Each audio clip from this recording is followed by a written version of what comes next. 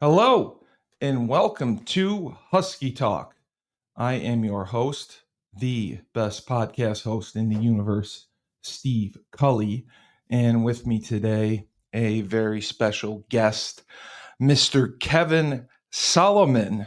Kevin Solomon, who also is at UConn currently right now. And we were connected through a mutual friend who I just met, who was kind enough to reach out and set this up for me. And Kevin, I believe that you are involved in the ticket office. So I graduated UConn in 2014, but I founded a nonprofit back in 2017 called the Husky Ticket Project. So Oh, very much involved in UConn, very much involved in a lot of different aspects. But one of the main ways that I like to keep in my roots at UConn is through the nonprofit we started, Husky Ticket Project. so the Husky Ticket Project. Okay. Before we get to that, where originally are you from? Are you a Connecticut native? No, actually, I'm not. I'm from New Jersey, currently live in New Jersey. I went to UConn originally to play baseball. I got recruited by Coach Jim Penders. Started off my college career on the baseball team. Growing up, I was always a UConn fan. My dad played football at UConn back in the '70s. So growing up, Oh, my goal was wow. to always play sports at the University of Connecticut, and luckily, my dream was able to come to fruition for a couple of years while I was there. Did you play obviously baseball? Did you play from an early age on, like T-ball, little league, all the way up? Yeah, I played baseball my entire life, right? Yeah. Dabbled in a lot of other sports too. High school, I played football, basketball, and baseball. At a certain point, right before my junior year, I decided that baseball was going to be the Yeah. the sport that I wanted to dedicate full time. So I also swam in high school as well for the last 2 years, just to stay in shape. You Make did sure it that I was all. staying active in the fall and winter. So um, yeah, baseball was always my true love and where I put most of my time and effort into. Yeah, what do you think about that now? Because I coach at the college level, and I have found that kids now at an early age will be predisposition to a certain sport and kind of only be one sport athletes and train for that sport year round or play club AAU instead of playing a variety of sports. Do you think that's the way to go, or would you encourage people to try everything and then, like what you did, figure out what your meal ticket is and what your Yeah. best opportunity is to go to college? Yeah, and this might be an old school way of thinking right now, which is crazy to say that I'm even saying the phrase old school, but Yeah, old uh, school. I'm entirely on board with letting kids play multiple sports, kind of find their niche that way. I think there's a lot of uh, positives in playing a lot of different sports, right? Especially Yeah. as a developing a younger person, right? You develop different muscle sets and you develop different hand-eye coordinations from different things. I think that's really, really important when you're trying to become a well-rounded athlete. Jim Penders, he used to talk about this all the time. He loved recruiting athletes that played multiple sports, not just one sport, because, like I said, it makes them more of a well-rounded athlete. And today you see injuries, especially in youth sports, like crazy, and that's definitely from these kids. If you talk about baseball, you know, throwing out their arms, right? They're putting too much stress on their arms from a young age. When we were growing up, you didn't even throw a curveball until you were 12 or 13 years old. You see the Little League World Series on the last couple of weeks. These kids are throwing sliders and all kinds of breaking balls. So, um, I think in addition to to playing different sports, there's so much more emphasis on weight training um, and that's another route to go, which will help you kind of develop those muscle sets to avoid injuries. But I'm always in the camp of making sure that you kind of make yourself the best athlete you can by trying out different sports and learning different things that you can take from one thing and bring to another. Yeah, and I feel exactly the same way. I've seen kids, and I know my friend's son was in fourth grade, and his father had him in private lessons for basketball already. Like the kid just played basketball, And I'm like, just let the kid do something else. Let him try baseball. Let him try football. Let him do. I mean, you can't make the decision for him. Now, granted, the kid was projected to be 6'8", and he's 6'9". He's 6'9" right now. So that's why they wanted to focus on that. But I always felt the same way. Like the it helps your athleticism if you're capable of playing different sports and having success at different sports. Was your father, did he push you to play football, or did he kind of let you go to that on your own? No, my dad was great growing up about letting me kind of choose what sports I wanted to play and when I wanted to play them. I think the one thing that he always instilled in me was, regardless of the sport, that no matter what, I gave it 100%, right? And I make sure that Absolutely. I complete through whatever season that was. I also grew up swimming throughout my youth up until about seventh, eighth grade. And I remember at the time around seventh grade, I burnt out, right? Swimming was a huge time commitment. We were traveling, 30, 45 minutes to Oh, this private swim team that I was on, 5 days a week, and it burnt me out, right? And I kind of made up that decision towards the middle of that year. Um, and I remember the agreement I made with him. And he was like, you know what? If you don't love it anymore, that's fine. But you made a commitment to this team, and you're going to finish the season, and you're going to put everything you have into it. And I think that was a really important lesson, obviously, growing up, right? Like, um, very important. he pushed me to the right step. And I Yeah. think taking that, as I grow up and as I become a father of my own, I just welcomed my first baby girl Oh, 3.5 months congratulations. ago. Yeah, thank you. I think thinking about what I want for her and what she's going to want out of sports or out of anything, right? It's really important, no matter what. If you make a commitment to something, that you finish out that commitment, and then you can kind of make your decision where you want to go from there. I mean, we can even see it now. The women's sports have flourished, and like it exploded this year, and it's so good to see that happen. College basketball, women's college basketball was unbelievable. I do a podcast with Maria Conlon, and that's where we talk about most of the women's sports. And I've been watching the WNBA for the first time, and I actually enjoy it. And I told her, I said I'll watch it, and I explained to her, I'll be predispositioned not to like it, but I'll watch it. And I ended up really enjoying it because it's a different style from the NBA. They obviously can't do a lot of the dunks and different athletic air moves that you see in the NBA, but they play as a team. It's not like a one-on-one game like the NBA can be sometimes. Just give it to one guy and get out of the way and let him go. You see these players with so much passion and enthusiasm, and it's so good to see the women's sports flourishing now.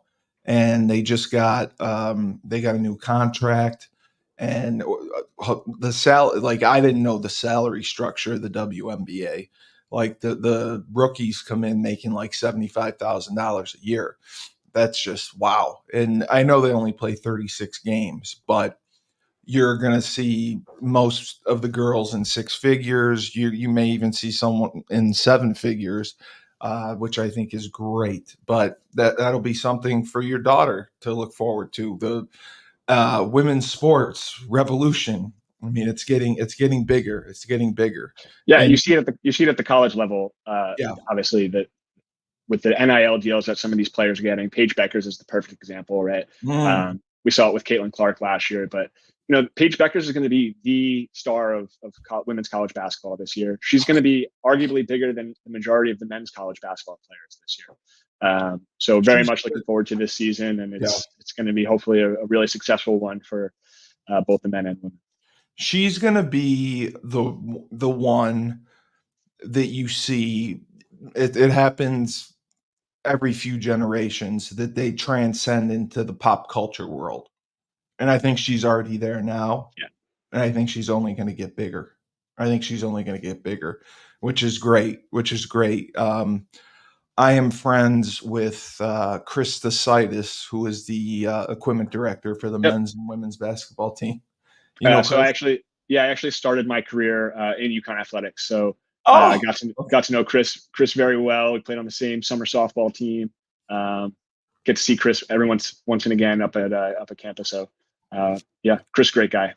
yeah. Chris is one of my best friends, and even Chris said the same thing. Like he loves the girls. Like he likes I shouldn't say, it, but he likes the girls team more than the men's team. He Yeah. loves the girls, and he says they're just very kind, appreciative, and he loves to see the success. If they stay healthy, they're unbeatable. They're absolutely unbeatable.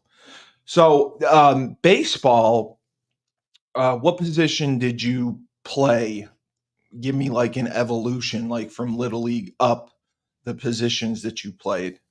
Yeah. So Little League, I think as most players in Little League, you kind of touch a little bit of everything, right? A little first base, shortstop, outfield, catching. Oh, you did it Um, all. but my first and only love was really first base, and that's kind of what I attached myself to, and ultimately played up and through high school, and then Right. in college as well. So first base was kind of That was your where I found baby. myself. Yeah, that's where I was. So are you obviously throw left-handed, right?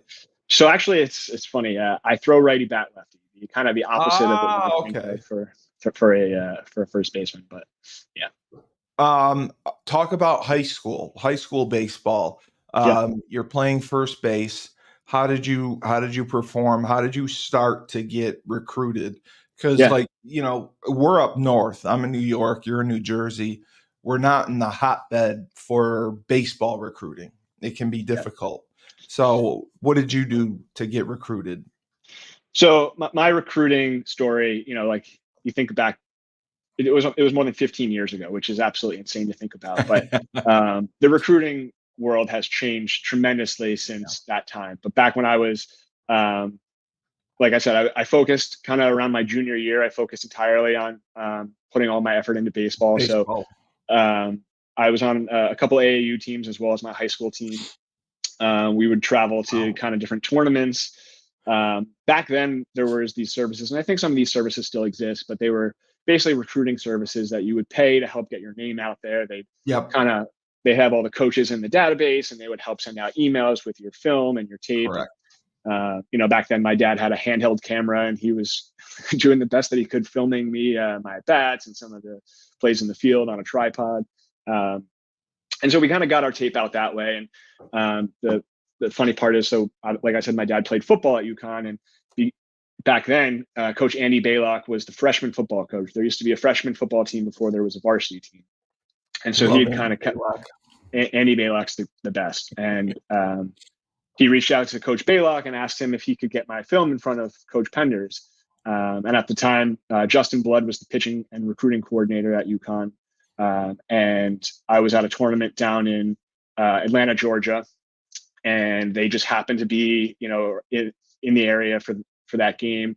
It was against a pitcher committed to Louisville. I went 2 for 3 off of him with a double and a triple, and the one out I had was a hit hard line drive to center field. And from there they offered me. It's kind of be in the right Wow. place at the right time. I had a few offers from that game alone. Actually, Marshall University reached out to me, offered me UConn, and then kind of the other ones that I had were basically strictly based off film and some of just my statistics based on high school. But yeah, I think Man, my recruiting story, like many others at the time, was just kind of be at the right place at the right time. right place, right Um, time. Thank God for you that never tournament. you never know who's watching. You never know who's there. Even if you're not having a good game, make sure you're hustling in and out of the dugout, because you might They, just they look for that. yeah, you might just catch the right person's eye. So that's kind of how my recruiting story went. Nothing too crazy, just Yeah. the way it worked. I gotta have you as a guest on my other show. I do a radio show on the Worcester Red Sox. Okay. I lived in Worcester and coached at Holy Cross. So the station that I had worked for asked me to do a show on the Woo Sox. And you're a baseball guy, you can be my Peter Gammons for that show.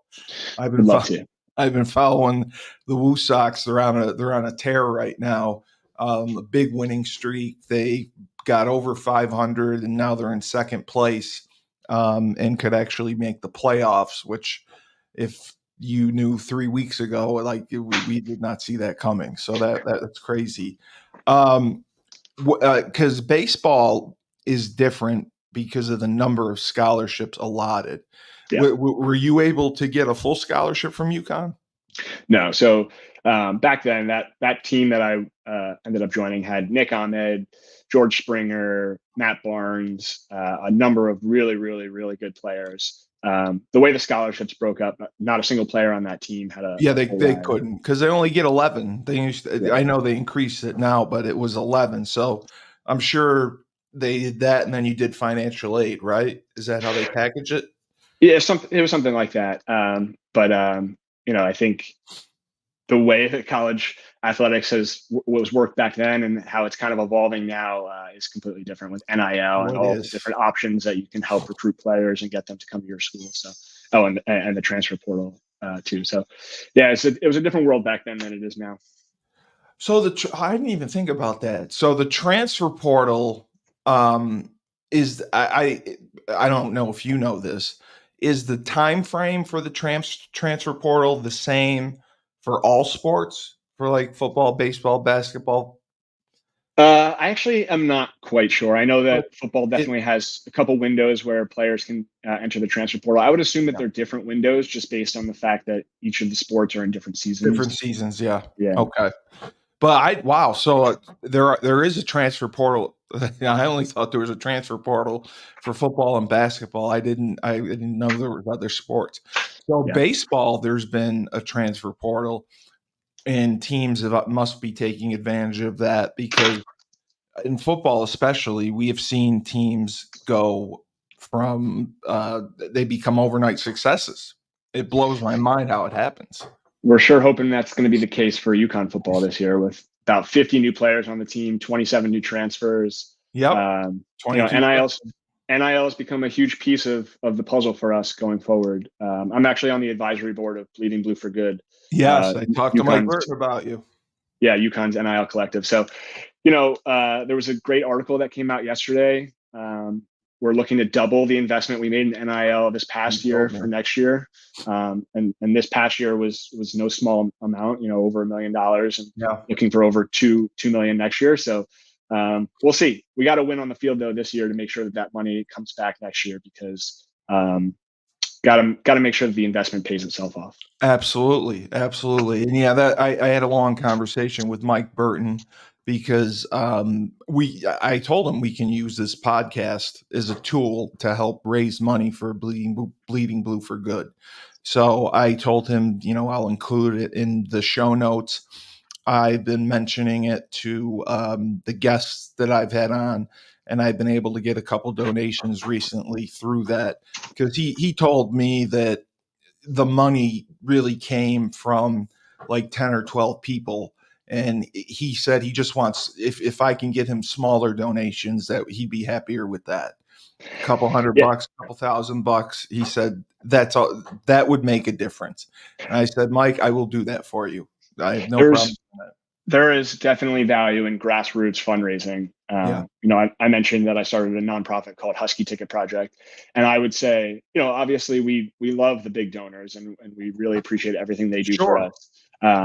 But the grassroots fundraising where someone is able to give $20 here and there, $100 here and there, that Yeah, money goes a long way, and yeah. cumulatively, it It really adds adds up. up. Yep. Yeah, that's amazing. So did you consider seriously any other schools besides UConn coming out of I, high school? yeah, I can tell you a little bit about my recruiting story. So, Yeah. um, my main two offers were from Marshall University and University of Connecticut. Marshall actually offered me some money to come. UConn did not, but I went on my official visit to both. And my official visit down to Marshall was a little bit different than my official visit Yeah, at UConn. I You know, can imagine. they West. they flew me down to Huntington, West Virginia. And listen, I also want to preface this by saying very appreciative of everything that they did back then, but it's just a little different, right? Like It's culture shock. my host family, my breakfast that they got for me the day that I was greeted there was a buttery biscuit in the coach's office. We went for a tour around campus. All the buildings were locked. We couldn't really get into any of the classrooms or kind of Oh, get really? the full tour that you kind of expect when you're going to a school. And then my experience at UConn, everything was catered. They roll out the red carpet. We had an itinerary with everything we were doing that Yep. weekend. Yep. Both recreationally and Yeah. to make and business. We're going to watch practice. We're going to bring our parents in for a nice meal in one of the banquet halls. Yep. And at the time for my official at UConn, I was still uncommitted. I was one of the last. I think I was the last player from the class that hadn't committed yet because I had been recruited late in the Process. season. Yeah. Yeah. So Coach Penders actually brought me and my family in early in the morning to the breakfast just to kind of like feel us out, see how we were doing, answer any questions that we might have. And from there, I kind of knew that UConn was the right choice based on, everything, the two different experiences, right? Again, appreciated everything that Marshall did for me, Sure, but of course. UConn was the right choice. And ultimately, looking back on it now, I'm glad I made the right decision. Did your father influence you at all on the decision? I mean, did he push UConn at all, or did No, he? I don't think he pushed UConn. I think he knew that was one of my goals. Like I said, Yeah. growing up, I'd always wanted to play, whatever it was, swim, baseball. I wanted to play at UConn. Might have been a pipe dream when I was really young, but the fact that it came to fruition, I don't think he pushed me in any direction. I think it was clear based on our experiences and Yeah. going through He knew. the recruiting process that was the right decision. So you get to UConn, and like for me, coming from New York, college football was culture shock for me. Like I remember the first week of practice. I don't think I got in anyone's way. I don't think I touched a soul. I was an offensive lineman, and I don't think I touched anyone. Um, I just remember like I couldn't do anything right, and I was like, "Wow, I what's wrong with me?" And it took me a little while to get adjusted to it, and then I was okay. What was your experience when you first started? Yeah, so I remember. So all the freshman athletes, the summer before their freshman year, they go to school. They start taking classes, Mhm. start getting workouts in, kind of as like a freshman bubble, which was actually really cool because you get to meet freshman Yeah. football players, freshman basketball players, and kind of go through the Yeah. experience together with them. You're all in the same dorm with them. Um, so, I think that was really helpful in the transition because, you're going through it with freshmen. There are some upperclassmen around campus. They're working out here and there with you. But then when the fall starts, it really ramps up. But I give a lot of Yeah, credit. that was when the NCAA just passed that Mhm. law that allowed freshmen to work out in the summer.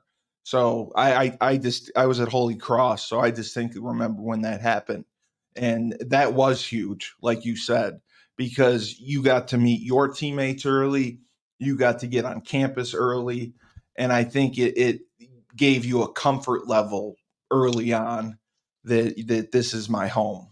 Yeah, you got to take some classes too, get some of that, Yeah. Oh, get yeah. some college level classes under your belt. So it was a really good transition, I think, for student athletes, and I think they still do that now. And then baseball, obviously, I know they have fall ball. Yep.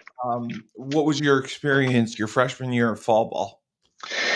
It was a little eye opening. I think like I said, we had guys like Matt Barnes, Yeah, you had some George stuff. Springer, Nick Yeah, Ahmed, um, Scott Oberg. These guys were legit and went on to become really, really solid professional players. George Springer won the World Series MVP. So yeah, it was yeah. tough, but I think we had some really good guys around us that were really supportive, really really took great leadership. I think for me, the fastball wasn't what really caught me off guard. It was the difference in off speed and breaking balls that were the big change. Guys were touching 90s, but it was their off speed stuff that really threw you for a loop. Really? Ah, that's interesting because I went to a couple Woo Sox games, and that's what I noticed. I noticed the most was the difference from because they show the speed of the pitch. You could see the difference of the speeds. Like one is 97, and the next one's like 82, Yeah. and I can't imagine having to sit back and prepare for that. You know, if a fastball is coming, you got to swing. And if you're getting a changeup, you're getting a slider, a curveball, you got to have patience. You got to sit back and then swing. So yeah, I completely understand how that can be difficult in a guessing game, and it's amazing. They when I was in Worcester, they told me that they do now for pitchers and catchers. I don't know if this is true in other places, they do their signs. The catcher has like a mechanism on Yeah. his thigh. Okay, so that is true. That In has a in yeah, mechanism. in the majors at least, there's pitch comm, where they're through this audio system. They're calling pitches through that. They're not really throwing signs down. Okay. Right, right, right, right. And they said that the signs can go to everyone on the field, so they know what pitch is coming, everything like that. Yep. I thought that was amazing. I thought that was incredibly amazing. Um, Academically at UConn, what was your interest? Because obviously, you have your own business, you have your own nonprofit. Did you major in business? Did you want to get your MBA? Was that one of your goals early on, or were you someone that kind of went in not knowing and then switched?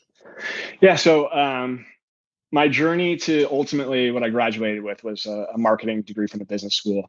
Um, I obviously loved sports growing up. I wanted to be in the sport management program at UConn, which is a very, very difficult program to get into. Very, yeah, Um, and I did not get into it at first. So, I'll, you know, I was also applying to the business school. I didn't get into that at first. You apply during your sophomore year. correct. So then there's another option, which is called an individualized major, which Where allows you, you to yes, create your own major. So I was in the process of creating my own major, which was focused around sports and sports management. But that spring of my junior year, I did get into the business school as a marketing major. So I graduated UConn with a degree in marketing. And then I got my master's in digital media and design the following year as a grad student, working in the athletic department and taking classes in that program.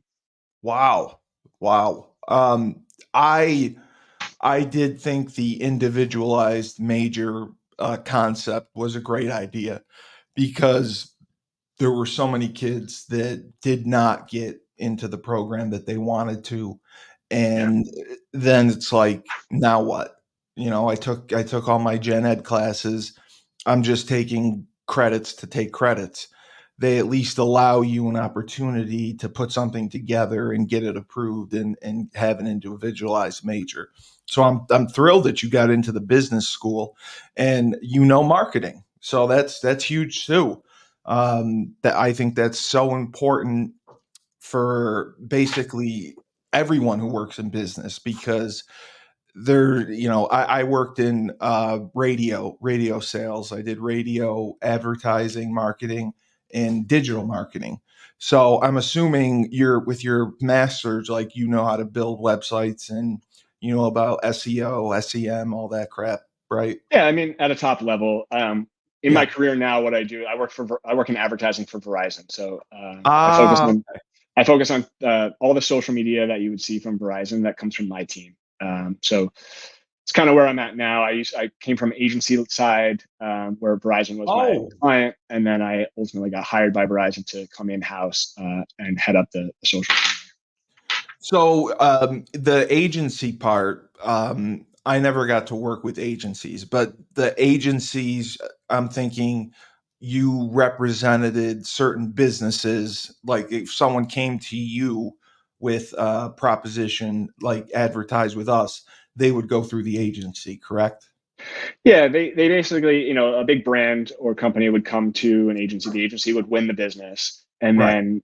then we would handle all of the advertising that whatever they're looking for. So if that's social, if that's digital, Oh, it, you it actually could be put it out. it could be TV or out of home. So that's kind of the traditional agency model. Is I'm more from the creative side, uh, Yes. Okay. and then Verizon kind of started their own in-house version of that, which is where I am now.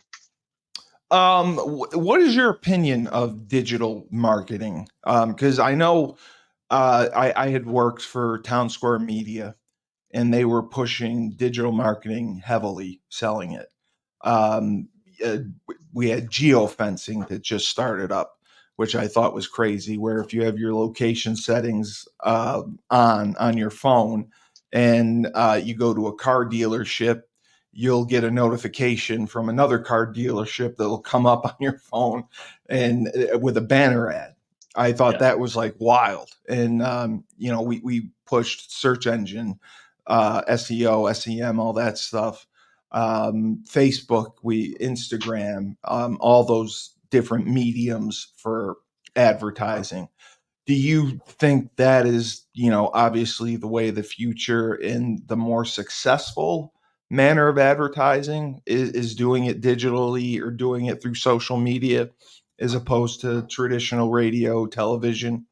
yeah. I mean, it all comes down to being able to track your analytics, right? You can't Yeah, necessarily track the conversions from a billboard or track the conversions from a TV ad. you Um, cannot. and social and digital are exactly what you can utilize that for. I think the more important conversation is where's AI going to take us, and I don't know if you want to get into that or not, but I you know, do. Well, no, because starting the Husky Talk podcast network, I have 6 podcasts now, and I have sponsorships now, and I read about AI.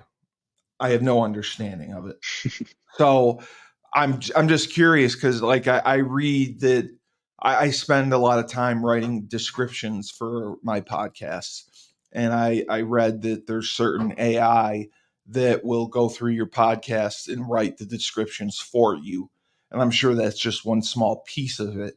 But yeah, please tell me about AI and what effect it can have on our world. yeah, and I'm no expert at all, so I'll preface it with that. Well, But you're smarter than me, so I'll take it.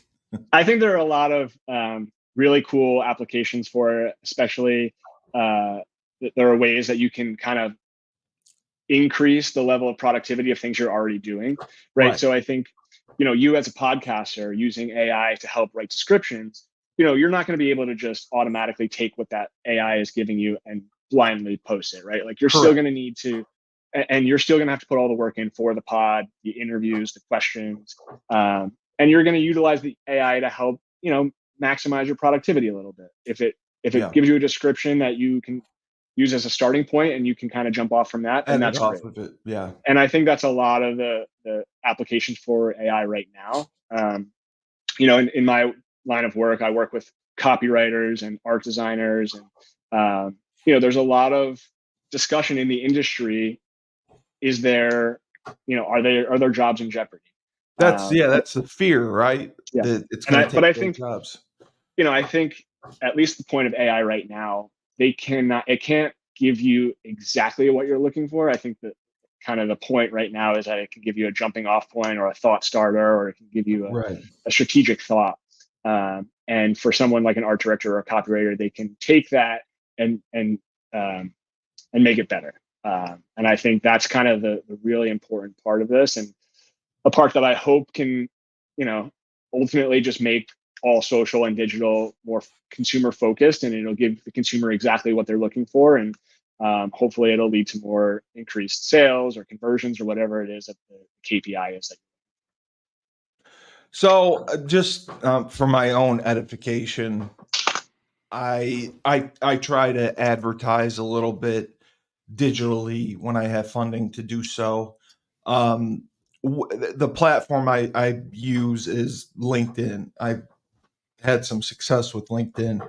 In your opinion, between LinkedIn, Facebook, Instagram, Twitter, Yeah. and I guess even TikTok now, what platform would you recommend for social media advertising? I know it depends on what you're looking for. If you're Totally. looking for leads, if you're looking for engagement, if you're looking for followers, if you're looking for people to go to your website, I'm sure it's different for everything. But if you had to just pick one in general, can you do that, and who would it be? Yeah. So it definitely depends on what you're looking for, where your audience is. It's number one most Your important thing. demo, yep, Being your being target. on the platform where your audience is. So in the case of Husky Ticket Project, UConn has a massive community of fans on Twitter, and they are very active. And we have found the most success utilizing Twitter as our platform to engage those fans. Okay. Back during COVID, and you know, I don't know if you've heard this story before, but I'll tell it for the sake of the pod. Back during COVID, now a very close friend of mine, Brian Penfield Jackson, he posted on Twitter. It was during the Marquette UConn men's basketball game. UConn was down at half by a pretty significant margin. He said, if UConn comes back, I'll take a shot of hot sauce, like this disgustingly hot sauce. UConn comes back. He films a video of him posting this shot of hot sauce. And immediately I thought, what if we use this as a jumping off point for a fundraiser? And I thought about the ALS Ice Bucket Challenge and how people all jumped on that. And for every, ice bucket that they dumped over their head, they donated 5, 10, $20, and it raised a ton of money for ALS. For ALS research, yes. So I put out a prompt and I said, hey, if you take a shot of hot sauce, donate I'll $5 take to Husky Ticket Project. Maybe we raise $500, and that would be enough to send 50 kids to UConn games. Well, long story short, after about 3 months, segments on ESPN, articles in the Washington Post, the New York Post, we raised over $150,000 Oh my God. just from people doing the. It was COVID, so you had UConn just joined the Big East. You had all this pent up energy and excitement, and Twitter was our jumping off point, and we had, I think it was somewhere like 10 million organic impressions over the course of a few months. Not a single dollar of media spent, and it took off. So for us, Husky Ticket Project, Twitter has been our golden goose. That's the one. Yeah. It's where UConn fans interact with each other. It's where they post. It's where they talk to each other. So I think it all depends on what you're looking to do and where your audience is. What would you say your target demo has been for Yeah. Husky Ticket? So for fundraising, obviously, is UConn fans and alum. Okay. What we do as an organization is we send nonprofit youth focused nonprofits in the state of Connecticut to UConn games free of charge. We pay Yes. for their tickets. Sometimes we pay for their transportation. And these are organizations that are doing things in the community already that we're just trying to kind of utilize and give them this opportunity. Organizations like Boys and Girls Club, some underprivileged school systems in the Hartford area, in the Stores area. So, Yeah. like the Hartford YMCA. We have about 35 organizations that we work really That closely you with. partner. Wow. So, How that's long has it been in existence for now? so we started in 2017. Okay. Since then, we've sent over 11,000 kids to games. We've raised over, which equates to Jeez. spending over $100,000 that goes directly into UConn's pocket. So that's kind of our goal, right? Is to put butts in seats to help, give some of the UConn athletic department some cash. And as we all know, they've been running at a deficit. So that was a goal of ours. And then obviously the most important thing is to give kids opportunities that they would not necessarily have otherwise, and give them the experience of attending a college athletic Oh event, my going to a God. UConn Yeah. football game, going to a UConn basketball game, give them the idea of what college is like. For a lot of these kids, college isn't really on their radar. So giving them an opportunity like this, an experience like this, really gets them thinking. And we've heard stories where it's motivated them to think about college in a new way. You're 100% right. It's life changing. Both of my parents attended Syracuse, so we went to Syracuse football games. We had season tickets for Syracuse football, And when I went, I still remember the first Syracuse football game I went to. They played Maryland, and just the atmosphere of the Carrier Dome. When I was in 8th grade, I was like, "Oh my god! Like this is what I want to do. I want to play here. Yeah, I would do anything to play here." That experience, that atmosphere, to feel the intensity and the passion and the enthusiasm of the college game. Like I think it's like none other. And that's not a knock on, the NFL or anything professionally, but college athletics at its core, the kids love what they do. They're a family and they're passionate. totally. And what I saw, I played professionally for a few years, and just the biggest disappointment for me was the guys weren't necessarily close and as a family. And like I was a huge Giants fan. If the Giants lost, I'd lock myself in my room and cry. When when I played, I played over in NFL Europe. I played in the Canadian League and some arena football, and went to some NFL camps. But I would just when we'd lose a game, and I'd see guys just shrug it off and go Yeah. home and see their kids, and I'm like, they don't care. Why am I crying? It was just disheartening to see. So that's incredible. What was the inspiration behind the idea? Was it just Yeah. like you said, just to give kids an opportunity to experience a So it UConn? was, like I said, it was back in 2017. It was the middling years of the American Athletic Conference. Our football team was at an all-time low. Stadiums were empty. Men's basketball was at an all-time low. We Empty were arenas. we Even women's basketball was experiencing, not levels of. They were still successful on the court, obviously, but the fandom would kind of was it, feeling a little apathetic. yeah, We were playing teams that no one was interested in, and we were playing very in true. a conference that no one had any ties to. So a couple friends and I had moved to New York City after graduation, and we were sitting there thinking, what can we do? Obviously, the distance between New York City and Hartford and Stores was a little too large to make the trip. So we wanted to send people in our place, and we kind of brainstormed and thought, well, what if we send kids to the games in our place? And we had originally set a goal of $3,000 for that first year to raise. We figured at $10 a ticket, we could send, 300 kids, and we ended up doubling that and raised 6,000. So we kind of knew right off the bat that this was something that was You going to had be something, yeah. sustainable and could be successful. And $6,000 year one turned into $10,000 year two, which turned into $150,000 year three, and has just continued to grow from there. And we're in a really good rhythm right now with our organizations and our fundraising. And we've reached the point, in some ways negative, in some ways positive, where it's hard for us to get tickets to men's and women's basketball games now. And I guess, Because you know, everyone goes, yeah. yeah, and that was kind of always the goal that we were hoping for when we started this thing.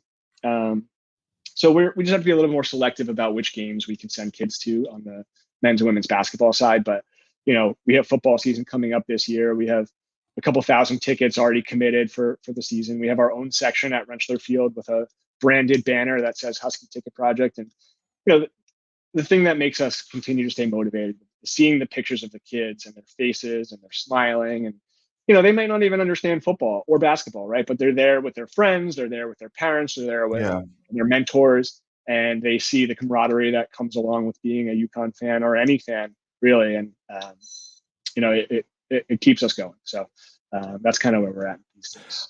Yeah, I'll definitely put the link to your website in the show notes, because that really helps, and that'll get people driven to your website. And I'm sure that's something you look at, because you said, so you look at your back end Google Analytics, the traffic that you're getting. That's huge for everyone. Yeah.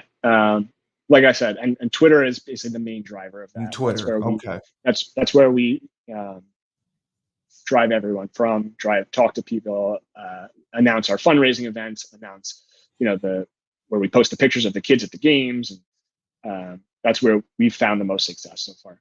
Okay. Okay. And I'm sure you also have a Facebook page too or something Yep. for it, right? Okay. Yeah, we're on Wow. Instagram, Twitter, Amazing. Facebook. We're everywhere. That's amazing, man. That's amazing that you had I mean, you're obviously a brilliant guy, but the creativity and the thought process of how to make things possible. You found a way to do it. And especially now with, the NIL stuff that's going on. Mike had told me we raised more money than some or if not all of the group of five schools. So if we stay on that trajectory, and I think competitively, especially with football, we're not playing the Tennessees, the Michigans, the Clemsons this year. We have a schedule that we could win 8 games. Why not? I think we could have a great season. We should absolutely go to a bowl. We have the talent. And I was talking to Mike yesterday. I was like, wow, like it's the first time I've seen the quarterback, the transfer from Wisconsin. Is that Yep. what's his name? Nick Evers. Nick Evers. Nick Evers. TJ Sheffield was one of the receivers, Yep. and the other receiver transfer. And I'm like, Valuable.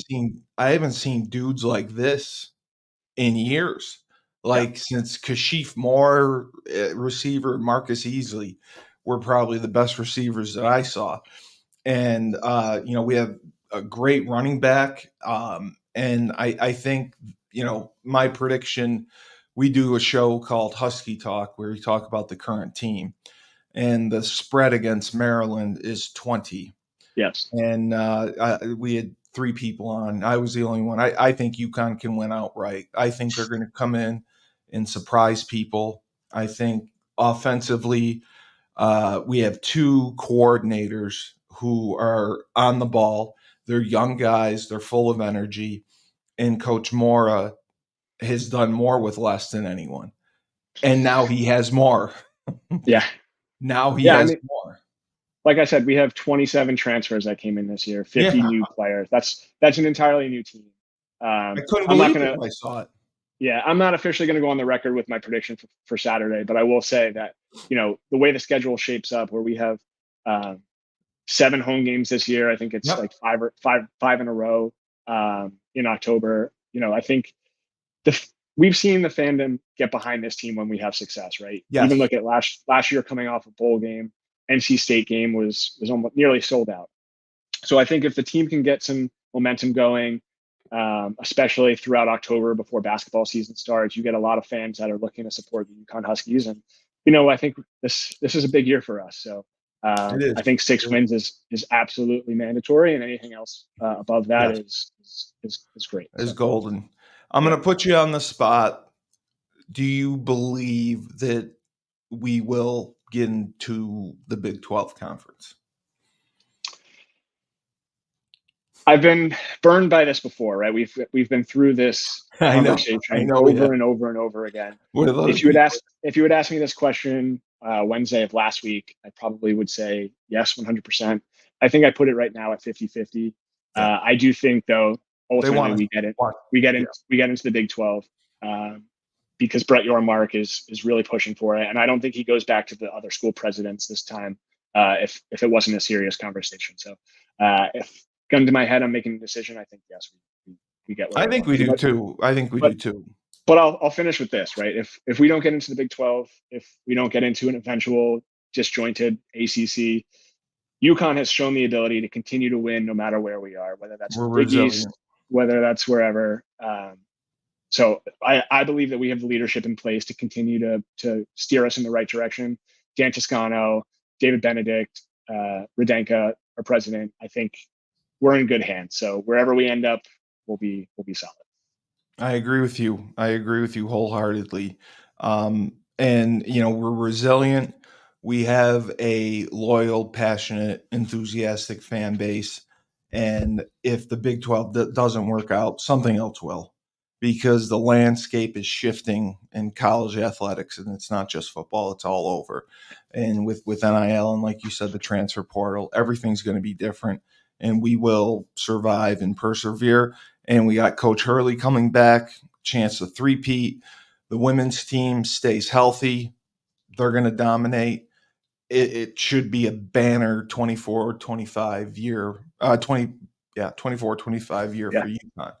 But are you attending any home games this year? Oh yeah. I mean, Okay. like I said, I did just have a baby, so Yeah, I know. God will bless you. I am I'm a football season ticket holder. So, every year my dad and I wake up at 4 a.m. from New Jersey, drive all the way up to Wrenchell Field on Saturdays, tailgate, go to the Oh, game, drive home. beautiful. Okay. So I think I might be limited in the amount of games I go to this year, but I'll definitely be at least two or three. Okay, good. So Good. No, because I've been asked, they want to do some live Husky talks at the yeah. tailgates and the C Club and whatnot. So I'm going to go to my first game in Oh, years. great. Great. So that's why I asked. I hope I get a chance to meet you. I just I think you're doing incredible things, and it's good that you're on the team, both for the NIL, both with the Husky Ticket Project. You're doing the nonprofit. I mean, there's nothing more rewarding and there's nothing more admirable than giving back. And you're giving back, and you're a young guy. Young guys don't give back like that. Young guy, my young friends were just selfish and making money. They weren't giving back. So it's amazing that you're doing that. I really admire that. And Well, UConn's given me a lot over the years. So, they have, yes, I I think agree. the, the important thing is to give it back to people who paved the way for myself and give me Exactly. experience. It's always you got to do the same. So if I can just change a little bit for some people, then that's all. What is the website again? Yep. So we're online at huskyticketproject.com, and then Okay. you can find us on all socials at Husky Ticket Project. Okay, I'll make sure to put that in there. And I just have to thank our sponsors at Procyon Partners. Procyon Partners is a full service financial firm. They specialize in employee benefits, wealth management, and retirement planning. President Sean Rabinowitz is a proud supporter of Husky Talk, and we appreciate all the support. I also want to wish Gino Herring well. Gino started an app in Florida called Better Candidate. It educates voters and candidates on the election process. It's available in select counties in Florida. Download the app today to get the best information available to help you make the best decision as a voter. And finally, Robert McClain, linebacker Robert McClain, star UConn defensive back, star defensive back at UConn, 8 years in the NFL. Robert is a talented artist. He does tremendous work. Please go to his website at www.instagram.com/McLean's/art/ and that'll be put in the notes as well. Let's see, have I forgotten anyone? And also, we talked about it, bleedingblueforgood.org. That is the organization we are raising money for. No donation is too small. This is our year. This is our time. This is the best is yet to come. We need everyone. If everyone on board donates just a little bit here and there, that is going to make the difference. So please go to bleedingblue.org and donate to whatever program you want to, but just donate. That's what we need. And Kevin Solomon, great conversation. Thank you for coming on the show. Check out the Woo Socks. I would definitely want to have you on my Woo Sox show to give me your Peter. You're going to be my Peter Gammons and give me your baseball analysis. And I appreciate you being on the show. And just so you know, remember, when life gives you lemons, don't make lemonade. Take 2 oranges.